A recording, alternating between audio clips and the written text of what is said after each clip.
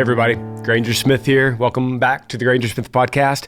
We put out new episodes every single Monday, and we've been doing this for, I guess, since 2017.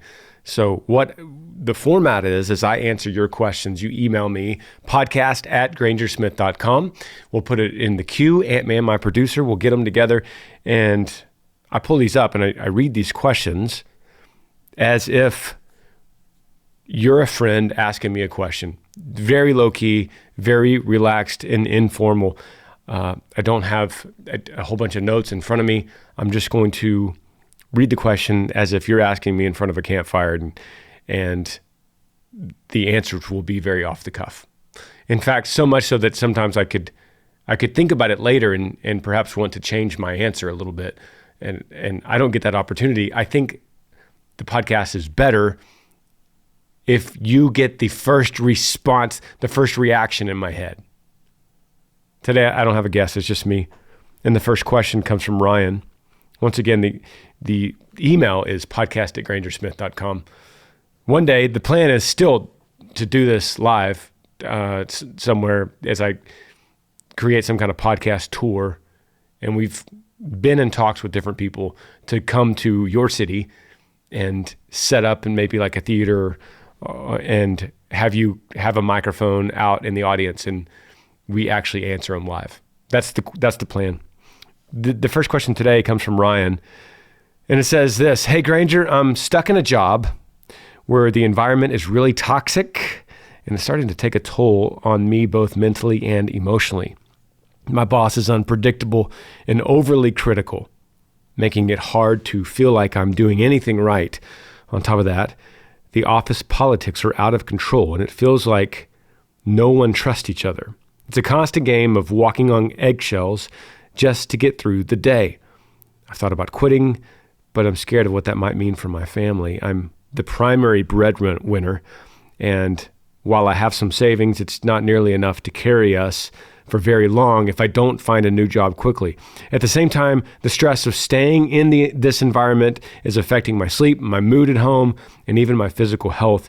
I'm torn between sticking it out and trying to find a better situation. The idea of jumping into the unknown is terrifying, and so is the thought of continuing like this. How do you know when it's time to walk away from a bad situation, even if the future feels uncertain? What would you do in my position? Thanks for your advice, Ryan. Ryan, thanks for the email, brother. And I'm sorry you're in a tough situation. It sounds like you've put a lot of thought into this, and it sounds like you're thinking in all the right ways. Because what I mean is you're kind of weighing the cost of what it looks like to be out of this job, to remain in this job, to be better in this job. And you know, something you said in here where you said, it's affecting my sleep. I've thought about that a lot lately, more than I have in the last 4 or 5 years. And I've been talking to Amber about this because, you know, I have some friends that have told me, hey, you know, the more and more we read about sleep, the more and more we see how important it actually is. And I think about sometimes my uncle, who was a Marine captain in Vietnam, and he was just an early riser. He would get up every single morning at 4 a.m. and go for a run. As he got older, it was a walk the dogs. And it didn't matter what time he went to bed. He was up at 4. Vacation, weekends, it didn't matter. And sometimes he would get, 4 hours of sleep several times in the week. And he was always like, I'm fine. That's when I wake up. That's what we do in the Marines, And we ended up losing him. And he suffered from pretty severe dementia. And I look back on that and I wonder, the Lord is sovereign in all this, but I can't help but wonder if we could be more responsible in the area of sleep, me and my family and you listening. That's something we probably don't do enough in this world today. My friend Heath Evans told me that I need 7 hours and Amber needs 8. Men need a little bit less. Women need 8. Kids, the kids need 10, I would say. Sometimes Maverick sleeps 12 hours. We put him down at 8 p.m. or 7:30 p.m. and he gets up at 7:30 a.m. or 8 o'clock a.m. But I think it's so important that we take these extra precautions toward getting the appropriate amount of sleep. And so when you say that right in the middle of your email, that's one of the first things that pops out to me. It's like, yeah, if this is affecting your sleep, then that would also affect what you say next, my mood at home. And that would also affect the next thing you say, my physical health. So sleep is going to affect all these things. So if the job is hurting your sleep long-term, it could actually be taking years off the end of your life. That's my point. So add that to the worry of what's going on in this email. You say that the environment is really toxic and it's starting to take a toll mentally and emotionally. Now, I caution, first of all, saying that I believe we live in a world now we live in a job jumping world that our parents and our grandparents certainly, and everyone before that, just didn't do. Today, you ask any Joe off the street that's middle-aged and younger, and you ask what they do, and there's probably several answers. I've done this, and I'm currently doing this, and my dream is to do this. And everybody before us, starting with my parents' generation and everybody before that, they just pretty much worked one job. Either they had one skill and they just did that, or they landed one kind of job and just did it for 40 years. And either did it until they died or did it until they retired because they physically couldn't. But then they did something similar after that. And so I think that it's admirable to think in that old way of just let's not be job jumpers. And here's where I think part of the problem is. I think we have kind of built this illusion in this country and worldwide. I see it worldwide. This fairy tale Cinderella illusion that there's always something better. There's always like you were born for this. Same way I caution against the idea of soulmate, which is a pagan idea. I think we should caution the same way in terms of saying that there's like one job that's mysteriously out there, and when you find it, your life kind of just aligns to it magically, and the stars just kind of line up, and you go, this is what I was born to do, this particular thing, and now everything else is happy. And that's not the case. I do think that certain people certainly are better at other things depending on their skill set, but I just think there's no perfect job out there. So although we should climb ladders and work hard and grow businesses or grow within companies, we don't have to always be thinking about, this is fine for now, but then I'm going to find something better because I know something better is out there. So there's prudence in here, right? Like we're kind of cautioning in all these areas, saying, don't be abused by your boss and just stick with it for 40 years. Don't be someone that has completely lost the American dream of you could do or be whatever you want to be. Like, let's stay within the guardrails of all this and go, I'm going to think through these things, and I'm not going to job jump just because my feelings are hurt or because there's a mysterious magical job out there that I don't know of yet, because certainly I see social media people that work it. Okay, so that's my foundation. I say all that to then say, after all that, I say this: I think it's time for you to get out of this job.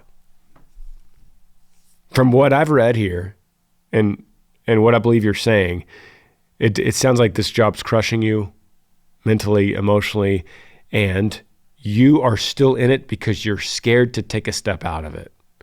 That's what all this is coming from.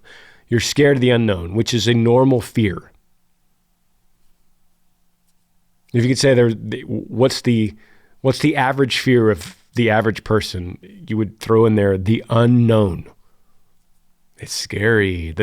Why are dark hallways scary? Because at the end, where the darkness is, you don't know if there's a door or not. You don't know if there's a stairway. You don't know if someone is standing in the darkness. But the reality is not the person or the stairway or the door. The reality is the unknown of any of those things. So that's what we got to deal with.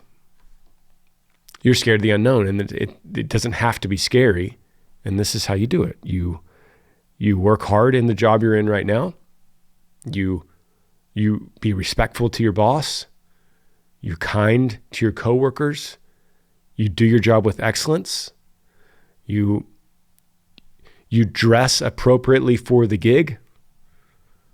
You show up on time and you stay all the way till it's time to leave. You are you're consciously battling against bitterness, right? So these are all the things you do right now. And then when you go home, you are networking. You're looking through job ads. You're emailing or calling potential bosses, potential new job prospects. You're talking within your friend group that doesn't leak back to your coworkers that you're now on the market for a new job. Talking to different people. Hey, I think I might be thinking about switching jobs. Here's my skill set. Hey, you're putting together a resume. Not too long, not too short, right to the point. And as you put these feelers out there, you're still working the other job with excellence. And so there's no fear of losing out on the income. And I think the idea of the new job, and as you're working towards that, I think the excitement in that will start to supplement, to kind of mitigate the fear and the emotional, mental breakdown that you're getting from the other job will kind of be swallowed up by the excitement that you're getting because you're on the market looking for something new. And this is what you can control. You can't control your boss. You can't control who hires you on the next job, but you could work with excellence in the old job and be taking small steps day by day towards the new job. You might have to cut back on some bills. I think I said this a few podcasts ago, that you might have to give up some of the luxuries you have in your life, like maybe that car you have that costs $700 a month. Maybe you have to trade it in at the dealership and get something that's $250, right? And then you put $450 in your pocket and you say, okay, this is working for me. And you do that several times, and you take 400 here, 500 here, 600 here, 1,000 here, and you kind of equal out your living expenses, and all that, giving up the car, giving up the Netflix account, giving up all these things is worth getting rid of this the mental monster that the current job is, and taking a job that pays a little bit less. I think you'll be happier in the end. Next question comes from Josh. Says, Granger, I'm recently divorced, and one of the biggest challenges has been figuring out how to co-parent our two kids in a way that's healthy and consistent. My ex and I both love our kids deeply and want what's best for them, but we approach parenting very differently. For example, I'm stricter when it comes to discipline, but my ex tends to be more lenient. This leads to situations where the kids get mixed messages, and that's okay sometimes, but it's also not. I'm worried this inconsistency might confuse them or even make them feel like they can play us against each other, Josh says. It's also starting to cause a lot of tension between me and my ex, even though we try to keep things civil. Emotions from the divorce start to creep in, and small disagreements about parenting can turn into bigger arguments. I don't want my kids to pick up on this conflict or feel like they're stuck in the middle of it all. I know that co-parenting is not easy for anyone, but I want to make sure that we are creating a stable, loving environment for our kids. How do you navigate co-parenting effectively, especially when you and your ex don't see eye to eye? Thank you for your help and your wisdom that you share, Josh. Hey, Josh, thank you, brother. I'm sorry for the situation. I hope you know that I personally have not been in this situation. So I would only be speaking my best encouragement to you as a friend. And you already know it's not easy. You're out there taking arrows. I talked about this with a friend just today. Sometimes you got to take the arrows. And sometimes, in order to improve, because I know you're firing arrows too, Josh, in order to improve, you need to fire one less arrow than she does.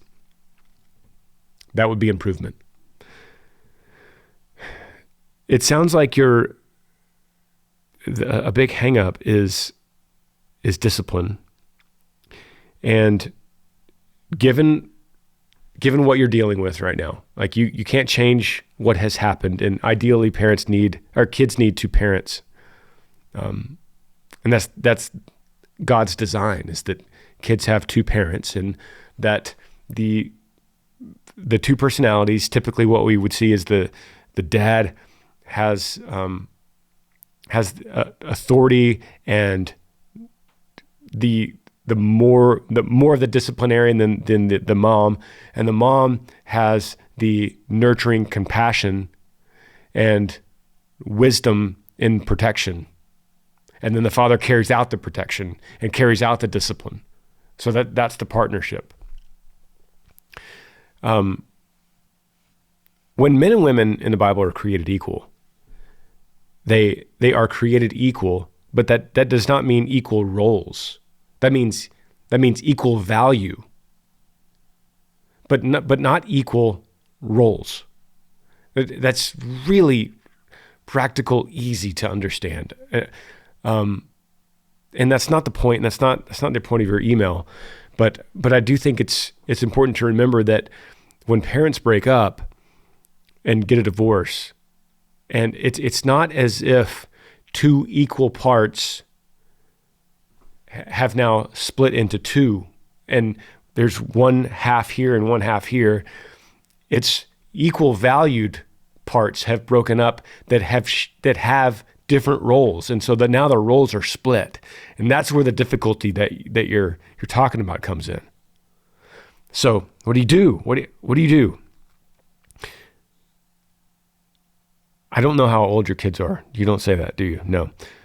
If you said how old the kids are, it could start to help, because as they get older, you could have conversations about this.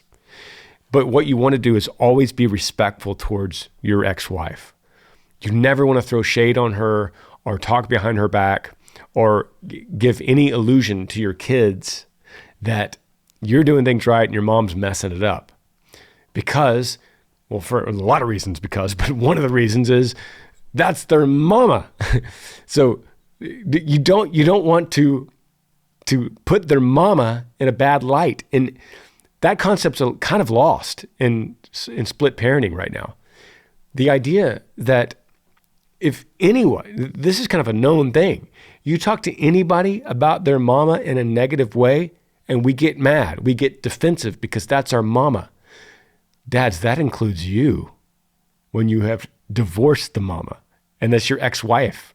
Just because it's your ex-wife doesn't give you now a free pass to talk negatively about their mama. Just as a guy in a grocery store or a guy in a bar or a guy in the street or a guy in the football team wouldn't say anything negative about someone else's mama without them being triggered. That goes with the husbands of the ex-wives as well. Don't talk about your kid's mama in a bad way. Wives, I can't speak for you, but I could speak to you and say, you should take the same advice. And so as they get older, you could start to just say, your mama loves you so much.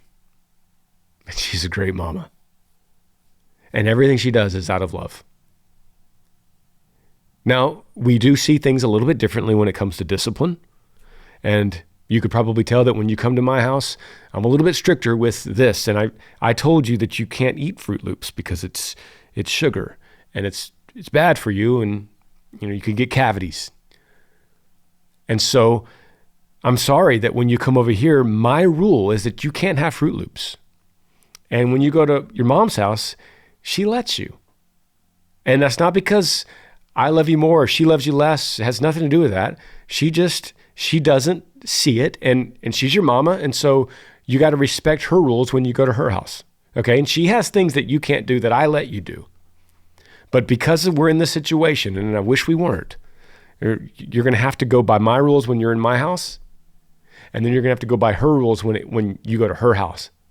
And those rules, sometimes they don't go to each other's house. So these conversations you could have with a 6, 7, 8-year-old that you can't have with a 4-year-old that don't quite understand it yet. And these are the difficult conversations that come with split parenting.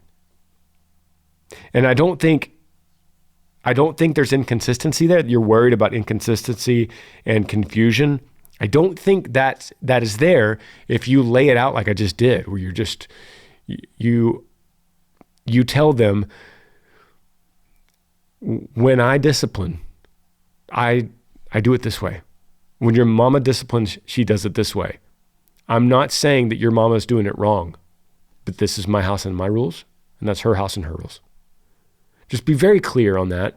And I don't think that creates inconsistency. It creates inconsistency if they don't know and that's not communicated, and they just go in there like, Dad, I thought I could have Fruit Loops.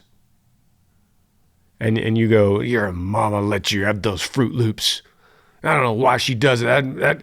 That just tears your teeth apart and messes up your belly and gives you pimples. You shouldn't eat that sugary stuff. That's throwing shade on mama. Do your best to stay away from that. Josh, I'm sorry you're in the situation, man. And I hope this helps just a little bit.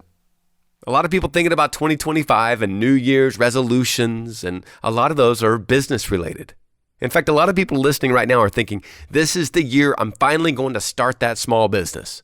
Something I've been wanting to do it forever, and now is the time. It's going to be some kind of e-commerce business, and I need a website, and I've got the perfect product, and I'm going to put it on there. But then you think, it's too complicated. Thinking about the website, thinking about the checkout process, all the behind the scenes, and how do you even get that going at all? Well, let me help you. At yee.com, we use Shopify, and we have for a long time. It takes all the questions about the technology out of it and leaves you to just be creative and sell your product. See, Shopify makes it simple to create your brand, open for business, and get your first sale. Get your store up and running easy with thousands of customizable templates, no coding or design skills required at all. All you need to do is drag and drop. And then their powerful social media tools helps you connect all your channels and create shoppable posts and help you sell everywhere that people scroll. See, Shopify makes it so easy to manage your growing business.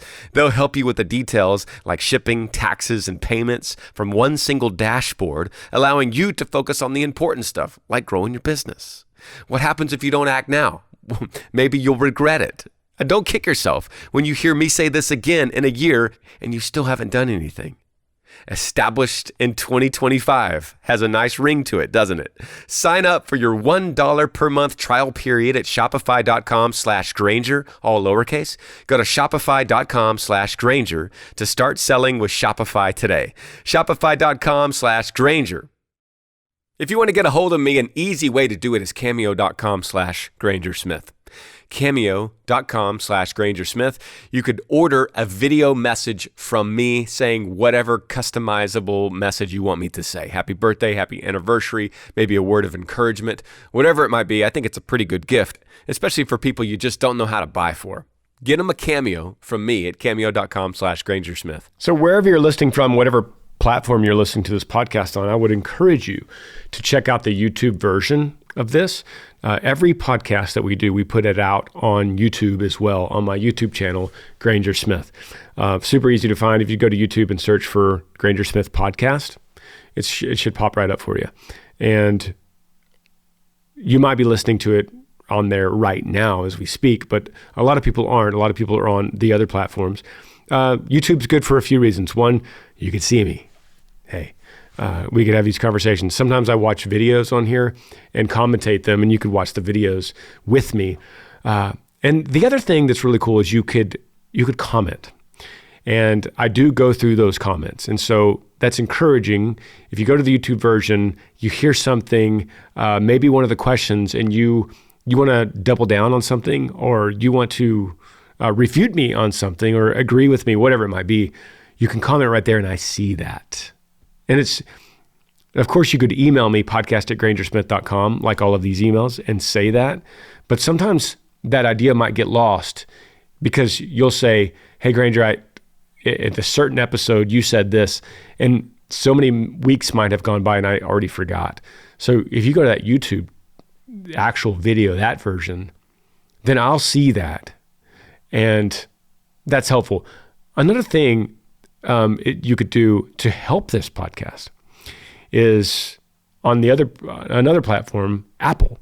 If you're listening on Apple Podcast, you could give me 5 stars or 4 if you're not inclined to do 5, and you could also rate it and comment on that. Give me a rating of some sort.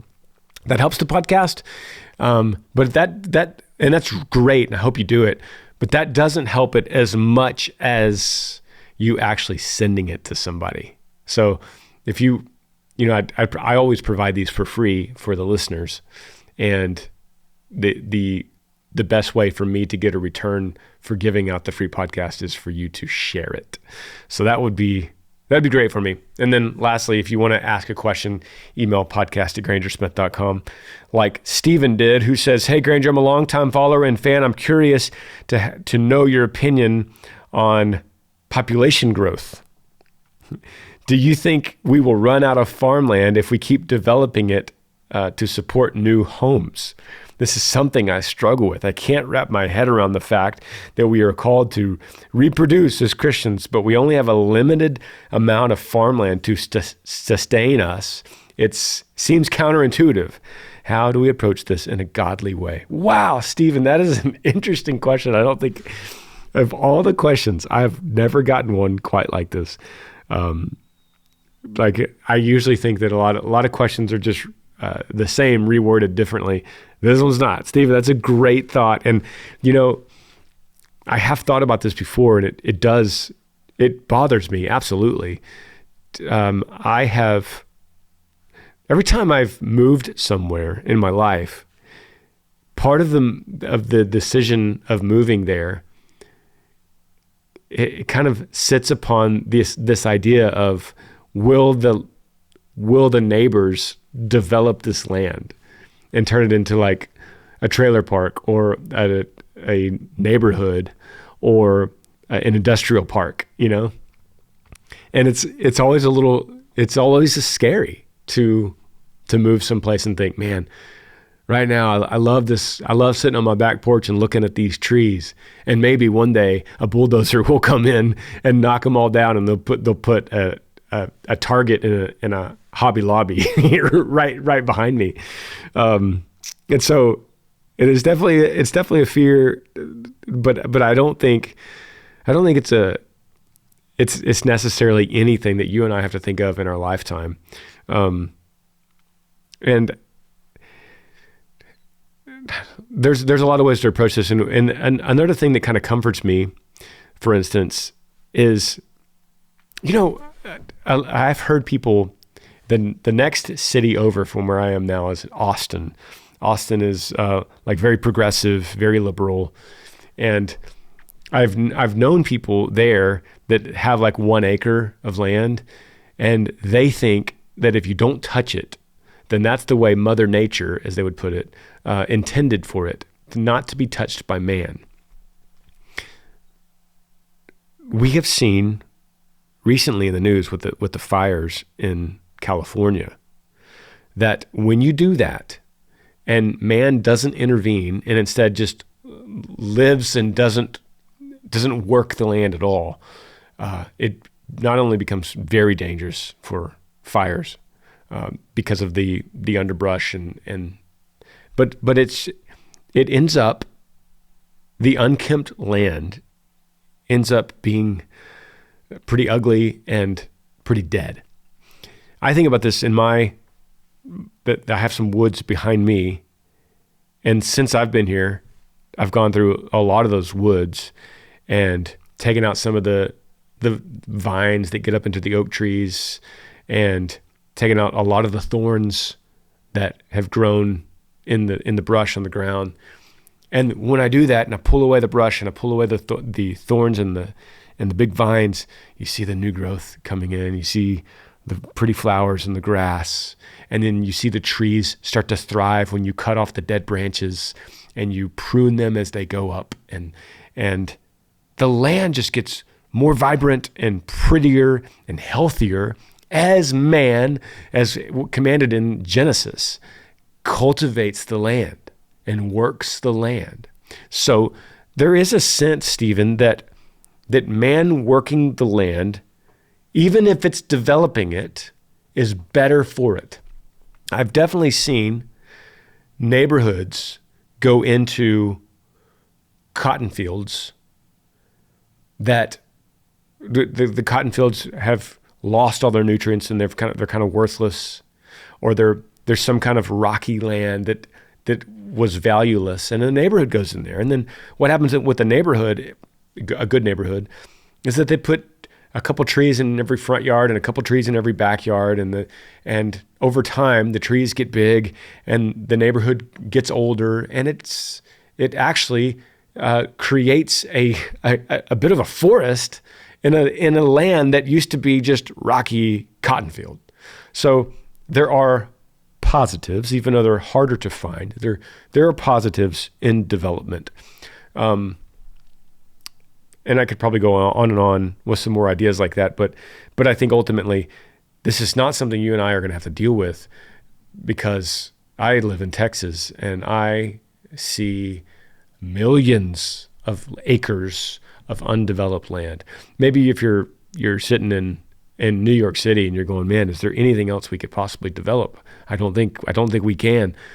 But in America, we have millions and millions and millions of acres. And so I say, if we do it responsibly, then man should come in and develop and do it with integrity and do it with excellence and do it with class and do it with keeping the original owner in mind, keeping the farmer in mind.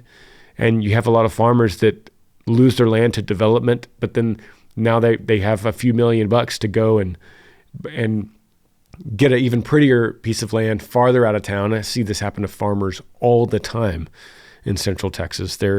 I don't think they're too sad when a developer comes in and buys their old grandpa's farm, because they have so much money now in the bank that they get to go and share that with others and disperse it among their grandkids and get another farm somewhere else. I don't see too much sadness when it comes to that stuff. So buddy, I love your heart. I love that you see the bulldozers come in and you get a little upset, because I know that feeling. But as we go out and intend to tend to the land and multiply, if we do it with integrity and love, I think it is a good thing. This question comes from Michael. It says, hey, Granger, been trying to get in shape for a while now, but I just can't seem to stay consistent. Life always seems to get in the way. Between a demanding job, family responsibilities, and just trying to keep up with the day-to-day life, I find it hard to carve out time for exercise. I've tried starting out workout routines and meal plans, and for a couple weeks I'm all in. And then something happens, work gets hectic, and kids need extra attention, and then I lose the motivation to keep on going. Before I know it, I'm right back where I started. It's so frustrating. It's not just about losing weight or looking a certain way. I really want to feel healthier and have more energy to keep up with my family. I know it's important, but sticking with it feels impossible when everything else seems to be so urgent. How do you stay motivated to prioritize fitness when life gets busy? And do you have any advice for making it less overwhelming and more of a long-term habit? Thanks for taking your time to read this, Michael.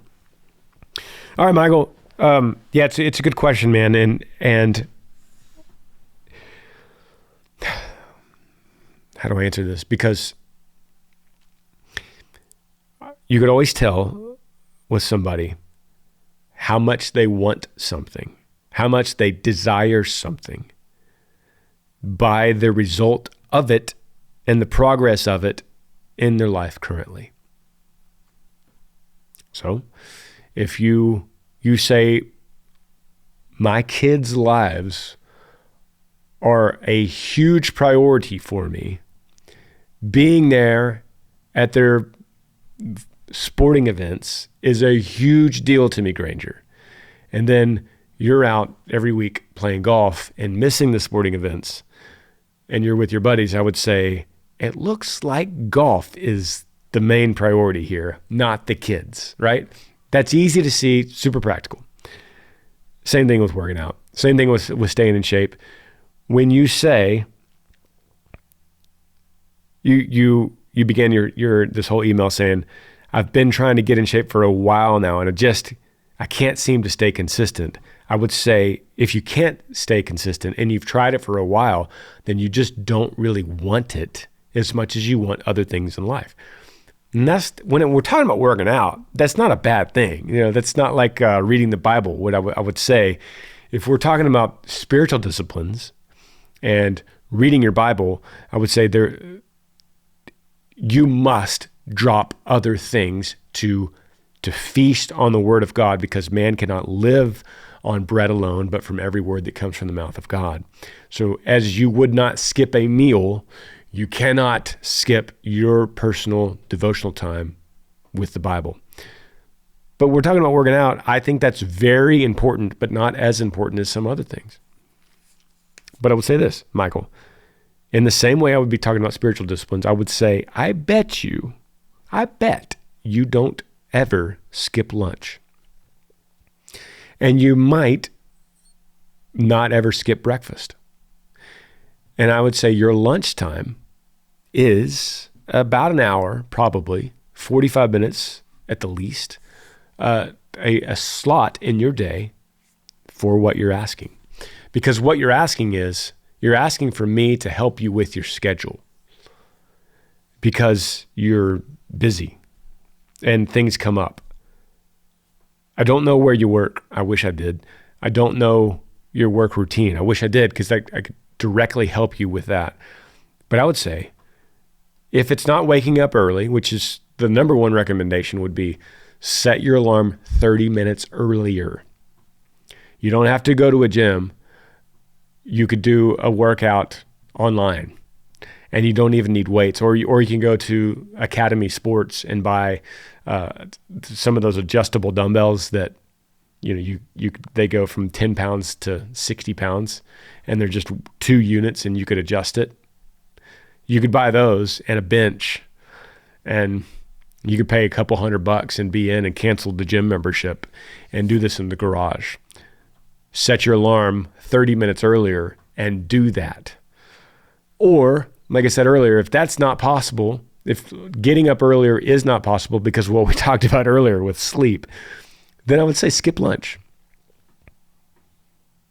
And if that sounds shocking to you, then I would say that you must not be that serious about it. If you like to eat a bigger dinner. And my brother Tyler, I tell you what, that guy's crazy. He only eats dinner, and he's been doing this for years. And that's just the way he is. Like, I'll say, hey, you want to go to lunch? He'll go, yeah, but I'm not going to eat. He has trained his body in this way where he doesn't even get hungry. Now he'll eat 2,500 calories at night in one sitting because he could do that. But he doesn't eat breakfast or lunch. And it sure does free up his day a lot. So he'll go with me to lunch, but he'll just sit there and drink water. So have you ever thought about that? I mean, there's 1,000 things we could talk about, Michael, but I would say, I bet you haven't thought about that. I bet you haven't thought that lunch is an option. And if you go to work every day, you probably do, then there's probably a gym that costs $20 a month that's walking distance or a quick drive from wherever you work, and you can get off for lunch like you usually do. So you get off at, you usually leave at noon and come back like 1:15 to work. Leave at noon, go to the gym. It takes 10 minutes to drive there. Now it's 12:10. You work out for 30 minutes. It's 12:40. You get dressed. You take a shower if you need to at the gym. Have it all in a bag, and you hit the road at 1, and you're back at the office at the same time, about 1:10, 1:15. So you've just traded one thing for the next, and you will feel better for this, and you'll feel healthier. If you're like, man, I can't skip food like that, then take a couple protein bars in the bag and eat some high-calorie protein bars or a high-calorie meal replacement supplement, powdered form. Mix it with some water or some almond milk or something like that. Shake it up in one of those little shakers. You'd be good to go. And once again, it goes back to, how bad do you want this? Like, are you really serious about this? Because we can go down a whole list of options. I would say maybe one of the problems that you're having is you're thinking about the workout as too much of a time commitment, and you're not thinking that you could do what you need to do in 30 minutes. I hesitate to talk about me because we're all so different, and we're all motivated by different things, and we all physically benefit from different kinds of exercises. But I've done strength training. I'm not a big cardio guy. Definitely not a CrossFit guy. But I've done like chest on Monday, back on Tuesday, legs on Wednesday, shoulders on Thursday, and arms on Friday. I've done that for maybe 20 years. I remember doing it in high school before that. So a long time. When I was on the road touring, I did it in the mornings. I always found a local gym. I had a membership at Anytime Fitness and Planet Fitness, and a monthly membership at each of those. It was like $20. And so wherever city I went to, there was always either an Anytime Fitness or a Planet Fitness. And if there wasn't, then the venue I was playing suggested something else that was almost always free to go work out, or sometimes a $10 day fee, sometimes. And so there wasn't an excuse not to do it. And so I have several workouts for each of those different muscle groups I said on my phone, on my notes app. So I could go in there and there's little videos. I could press play, and they're like 35 minutes each. So when I want to do a chest workout, I could find any gym in the country or some adjustable dumbbells and press play if I have a bench and do a 30-minute. Every hotel, by the way, that I've ever stayed in has something to do, some kind of exercise room. Some are better than others. But when I go to a speaking engagement now, I will always get up that morning. I'll get my coffee. I will read my Bible. I'll do my devotion. I'll fill out my journal. I'll do my Bible memory. And then I will walk downstairs at the hotel to the gym, and I will do my workout. And then I'll come back to my hotel room and start my day. And by the way, I skip breakfast typically. So that's, how bad do you want it, Michael? How bad do you want it? One more thing. Having a plan before you get to that day is pretty critical.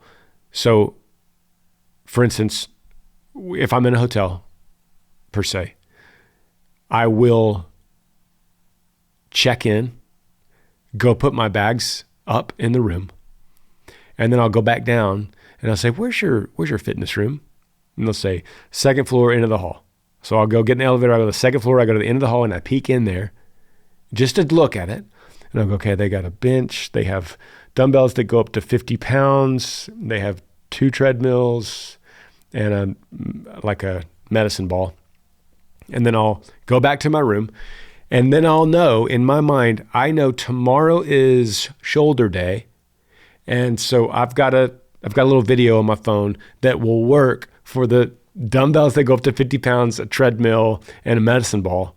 And that'll work for my shoulder day. So that's my plan. And then I look at my schedule and I go, okay, the best time, because my morning's going to start about 8:30. That means I need to be in that. See, I'll get up at 6. I'll look at my watch. It's 10:30 right now. So I'll try to get in bed, and then I need 7 hours. So if I'll read a little bit, if I can get to sleep by 11, then I'll wake up at 6. That's 7 hours. I'll get my coffee, and I get up. I literally get up in the hotel room. This is every time I'm in a hotel, and I will get that coffee that's in the little plastic bag, and there's a cup for that little plastic coffee maker. I'll take the cup out of the plastic bag, and I'll set it in the coffee maker, and I'll get the coffee pod, and I'll put it right next to it, and then I'll get my water bottle, and I'll put it right next to that. And I get it all set out. So then my alarm goes off at 6. I go over there. I take the cup for the coffee, fill it with water, put it in the machine, put the pod in, hit power.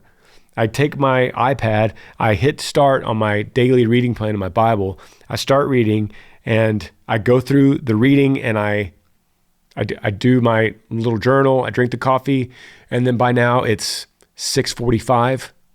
I go downstairs and I go in at 7 o'clock. I'm working on my shoulder workout. And then I go from there back upstairs, and now it's 7:15, 7:20. And I could check some emails, get dressed, and I'm out the door at 8 to whatever I need to do. But that comes from the planning of the night before. It would be harder if I woke up that morning at 6 and been like, okay, let's see, is there coffee in this place, or they have breakfast downstairs? I wonder if they have a gym. And if they do have a gym, I wonder if they have free weights. Like, yeah, I don't want to do that. It's so much better to have a plan. So that's my hotel plan. I have my home plan. But for you, Michael, get your shoes ready. Get your shorts and your t-shirt that you're going to wear. Get your little earbuds that you're going to listen to the workout on. Lay them all out the night before. Look at your watch. Know your plan. If you're going to do the lunch thing, put it in your bag. Real neat. Your wife says, what are you doing? I'm getting my gym bag ready. Put your shoes in there. Hey, here's another side note. If you don't have good gym shoes, go buy some. I'm not an advocate for buying junk or new things just to buy new things. I'm not. But for some reason, if you have shoes that you like gym shoes that you like, it will help motivate you for some strange reason. So what I mean is, don't have like hybrid, like these will work, these will be okay. I wore them in the mud yesterday in the field, but they're okay. No, get you some gym shoes. Get you some modest gym shoes. Put them in the bag. Put your clothes in there, and put your little Ziploc bag with protein powder in it. Throw you a little protein bar in there, something high calorie. Zip it up. Put it right there by whatever you got to take to work, or put it in your truck. The more you prepare the night before, then you get up that next day, and there it is, ready to go. The planning is out of it. It's just waiting for you to execute the plan. How bad do you want it? That's the question.